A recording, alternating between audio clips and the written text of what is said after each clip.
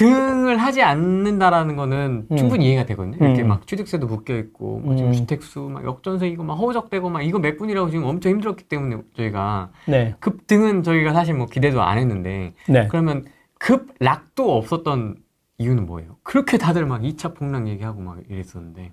그러니까 이제 전체적으로 보면 딱 하락론들이 되게 많잖아. 핵심은 뭐냐면 지금 집값이 너무 비싸요. 그래서 급락이 떨어질 거예요. 이게 급락이잖아요. 그 논리잖아요. 그러면 PIL이 뭐 여전히 그쵸? 뭐 얼마예요? 다 똑같아요. 뭐 수요가 없어요. 뭐 어쩌고 막 이런 건데 그러면 지금 한국 부동산 시장은 너무나 비정상이고 부채도 너무 많고 다른 나라 가격 대비해서 너무 비싸고 우리는 30년 동안 그 빚만 갚아도 집을 못 사고 이런 거잖아. 그냥 딱 진짜 너무 그러니까 너무 비싼 것 같지 않아? 그러네 갑자기 나도 그런 생각이 드네. 그게 그러면 진짜 이게 비싼 게 맞냐 이거지. 정말 비싼 거였다면 더 떨어졌겠죠. 근데 왜 안 떨어지냐고. 지금 사는 사람들은 뭐지? 그러니까 2022년 때는 2023년 초만 되면 폭락할 거라는데 2023년에 안 떨어지니까 2023년 여름만 오면 폭락할 거라고 그러고 2023년 여름에도 안 떨어지니까 연말. 2023년 여름에 이제는 총선 지나고 폭락할 거래. 왜 그들의 말대로 집이 이렇게 비싼데 1년 6개월이 되도록 2차 폭락이 안 오는 거냐 이거지. 그러니까요. 그래서 제가 얘기했잖아. 그 작년에부터 새로운 균형점을 찾은 건 아닌가. 지금은 급락 이후에 새로운 균형점을 찾았다는 거지. 그게 그래서 횡보하고 있다는 거죠. 상방도 하방도 아닌 적절한 수준에서 만난 거야. 그래서 우리는 다시 생각해봐야 돼. 진짜 집이 비싼 건가? 자, 여기에 너무 좋은 게 있는데 부동산 시가총액이라는 게 있어요. 돈이 많으면 집이 오르는 거 아니에요? 그러면 부동산의 시가총액이라는 게 결국에는 뭐냐면 돈 따라간다는 거 아닌가? 우리의 논리가 맞다면? 네. 그쵸. 그게 화폐 수량의 원칙, 이런 것 같아. 공식. 자, 그러면 이제 요걸 이제 M2 한번 볼게요. M2 많이 보니까. 연으로 한번 볼게요. 연으로 봐서 이렇게 하면 이거를 아마 96년부터 있을 거야. 1996 이렇게 하고 초에 딱 누르잖아요. 자, 이게 빨간색이 전국 부동산의 시가총액이에요. 그리고 이게 어두운 이게 남색? 네. 남색이 M2예요. 아니 너무 같이 가지 않아? 짜증나게 너무 같이 가지 않아? 그러네요. 그쵸? 2004년부터 이 보시면 2013년까지는 부동산 시가총액이 위에 있어요. 네. 그쵸? 그때는 비쌌던 거지. 그래서 빠졌던 거야. 길게 보니까. 그런데 이제 보다가 살짝 이 폭이 잘 안 같이 보이긴 하는데. 가다가 이제 2020년, 21년에 좀 많이 오르긴 했지. 많이 벌어졌죠. 스프레드라고 하죠. 많이 벌어졌는데 이게 갑자기 떨어지면서 이제 시가총액은 훅 떨어졌는데 유동성은 잘 안 떨어지거든. 그러니까 반대가 됐잖아. 네. 반대가 됐잖아. 네. 그러니까 이제 변동이 되게 클 거라고 이제 보면 훅 올랐다가 훅 빠졌으니까 이제 더 이상 밑으로 내려가기가 쉽지 않지 않겠어? 이 정도 그리면 2023년은 더 벌어졌을 거거든. 그렇잖아. 옆으로 갔으니까. 네. 더 벌어졌을 거란 말이에요. 근데 여기서 중요한 거는 시가총액이라는 거예요. 이거는 지수가 아니고. 그러니까 뭐냐면 이걸 보면서 느낀 게 뭐냐면 집을 되게 많이 짓잖아요. 집을 많이 지을 수 있는 데는 들이 넓은 데야. 그지? 네. 그러니까 그 동네에 돈이 100억이 있어요. 100억이 있는데 집이 한 채가 1억이야. 그러면 정확히 말하면 100채가 돼야지 100억이라는 돈하고 매칭이 될 거 아니에요? 근데 입주 물량이 되게 많아갖고 이 집이 100채가 아니라 200채가 들어왔어요. 그죠? 근데 돈은 그대로예요. 그러면 집값이 반으로 떨어져야 되는 거죠. 시가총액은 커질지 몰라도 시가총액이라는 게 결국에는 유동성을 따라가니까 유동성은 꾸준히 커지는데 입주 물량이 많으면 어차피 아파트 가격 곱하기 채수로 해가지고 시가총액이 나오는 거니까 시가총액은 늘어나는데 집값은 안 오르는 거죠. 10채가 있을 때하고 15채가 있을 때하고 전체적인 시가총액은 유동성만큼 늘어나는 거니까 10채가 있을 때는 각 채당 가격이 비싼데 15채가 되면 나눠가지니까 가격이 싸져야 되는 거죠. 시가총액은 근데 늘어나는 거고. 한 단지 단가가 낮아지는 거죠. 그렇죠. 그러니까 입주 물량이 장기적으로 없는 동네가 많이 오르는 거지.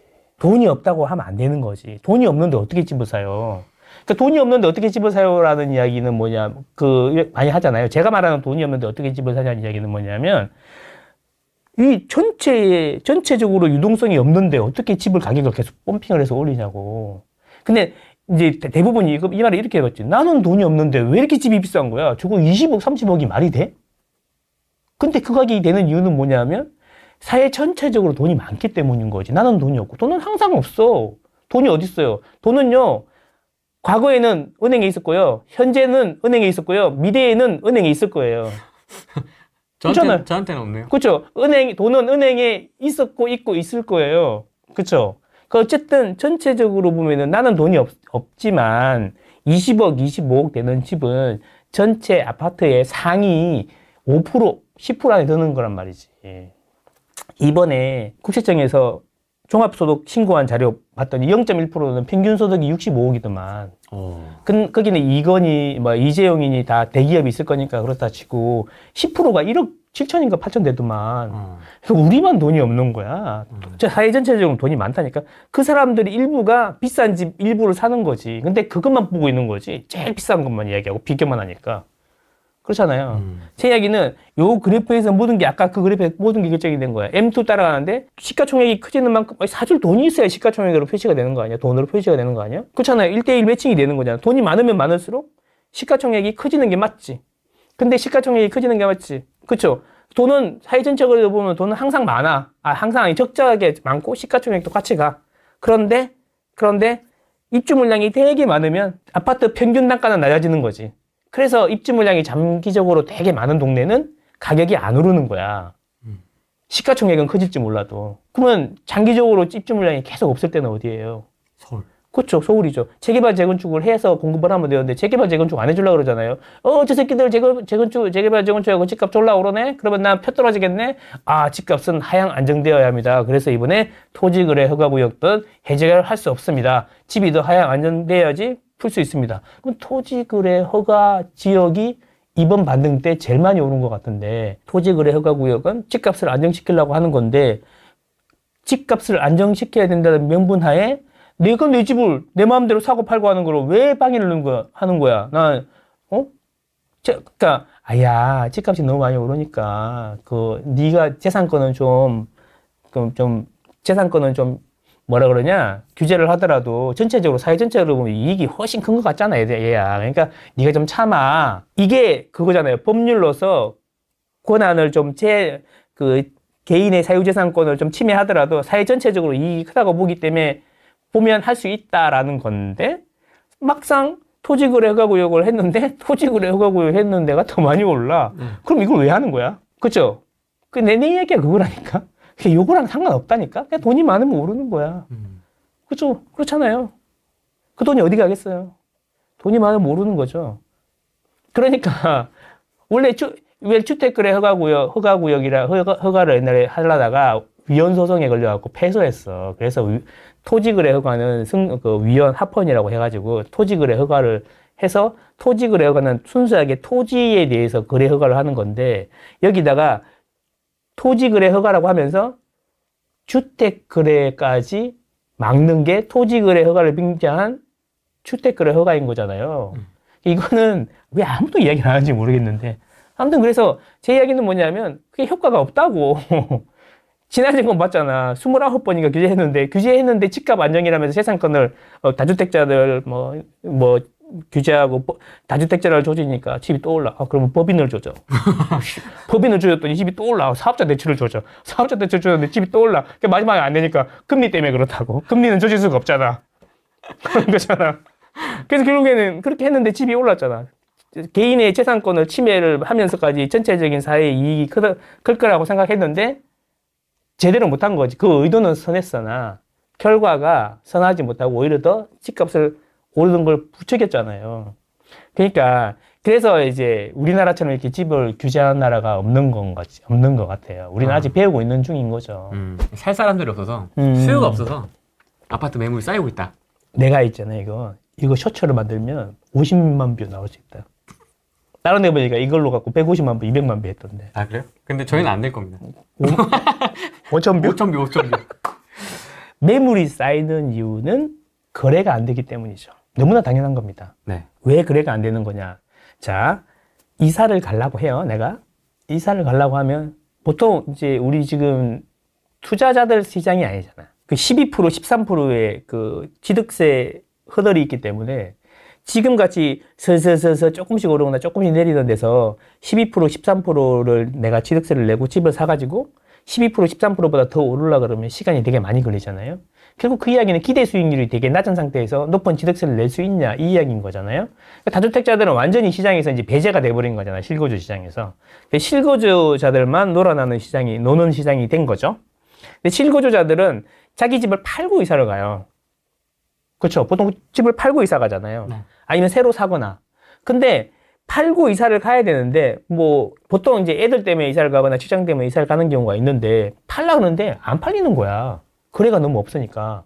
그죠? 이사 가야 되는 사람은 계속 늘어나고 평소에는 평균적으로 4, 5천 건씩 됐는데 1,500건, 2,000건만 거래가 되니까 평소처럼 이동하는 수요들이 집을 못 파니까 계속 쌓이는 거지. 똑같은 거 아니에요? 뭐 이렇게 바구니에다가 3개를 집어넣는데 개수가 유지가 되려면 3개를 빼줘야 되는 거잖아요. 근데 3개를 자꾸 집어넣는데 여기서는 1개만, 2개만 빼니까 계속 매물이 쌓이는 거죠. 자, 그래서 진짜 매물이 쌓이는 이유는 집이 안 팔려서 그런 거고 사는 사람이 없어서 그런 거죠. 그런데 여기에서 더 벗어나서 그래서 집이 떨어질 거예요? 라고 이야기하는 거잖아요. 근데 안 떨어지잖아요. 작년부터 계속 그런데 계속 안 떨어지잖아요. 왜 매물은 사상 최고로 계속 많은데 왜 집이 안 떨어지냐고요. 아, 그거랑 별 상관이 없나 보다. 이렇게 생각해야 되는 거지. 왜 안 떨어지냐고, 그들의 말대로. 왜 안 떨어질까? 요즘에 많이 나오는 게 수요가 없어서 그렇다. 그 가격에 살 사람이 없어서 그렇다. 너무 호가를 높여놨다. 그게 이제, 그래서 유효 수요라는 게 있는데, 그것도 옛날에 얘기했잖아, 내가, 그지? 유효 수요라는 게 있는데, 서울에 살고 싶은 사람은 많은데, 서울에 그 가격을 지불하고 집을 살 수 있는 사람이 없기 때문에 수요가 없는 거다. 그래서 서울 집은 비싸니까 폭락할 거다. 이 이야기인 거잖아.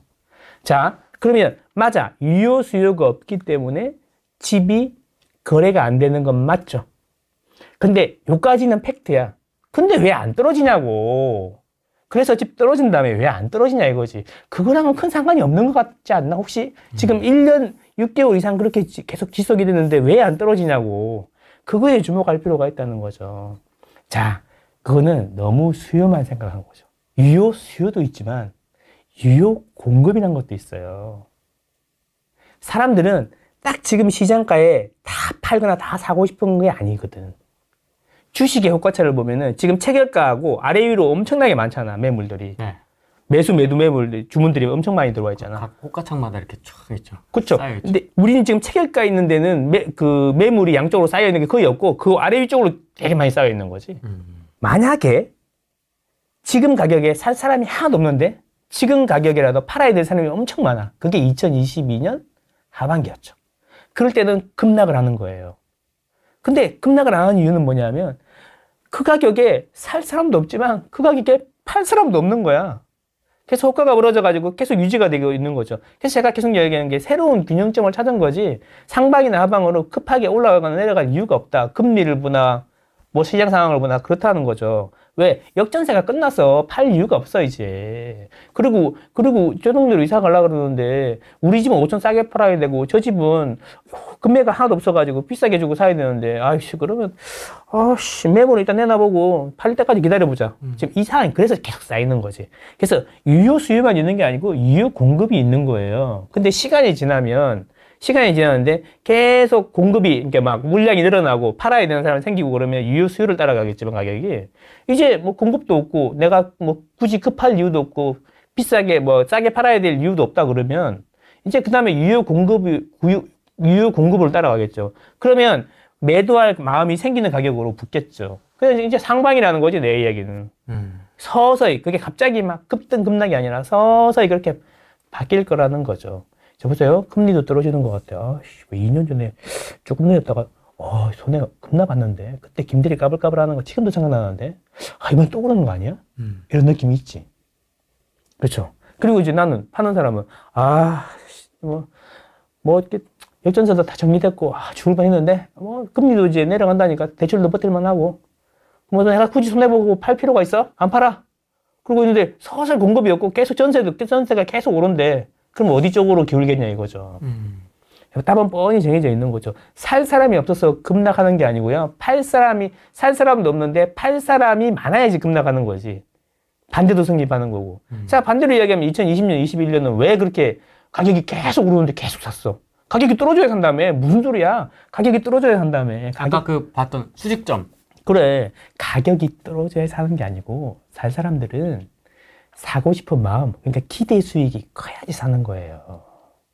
기대 수익이 커야 사는 거지. 돈이 될 것 같은데? 그럼 없던 돈도 만들어서 산다니까. 그리고 모든 사람이 다 대출해서 제로해서 집을 사는 게 아니고 기존에 있던 사람들, 유주택자, 전체 반 이상 되는 유주택자들이 자기 집을 팔고 이사 가는 거기 때문에 자기 집하고 팔고 이사 가는 집 사이에 갭만큼만 대출을 해줘도 돈이 있어도 충분히 상향 이동하면서 매매가 발생할 수 있다니까. 왜 모든 사람들이 다 제로에서 대출을 받아서 집을 산다 생각하지? 그죠? 그래서 제가 매물이 쌓여도 매물이 쌓이기 때문에 유효 수요가 없기 때문에 집값이 급락할 거다라고 이야기하는 게 말이 안 된다라고 이야기하는 거죠. 그러면 왜 안 떨어지냐고, 네 말대로인데 왜 안 떨어지냐고 그 말이죠. 매물이 쌓이는 이유는 집 살 사람이 없어서가 맞는데 그렇다고 가격이 떨어지진 않을 거다는 이야기죠. 이게 핵심이죠.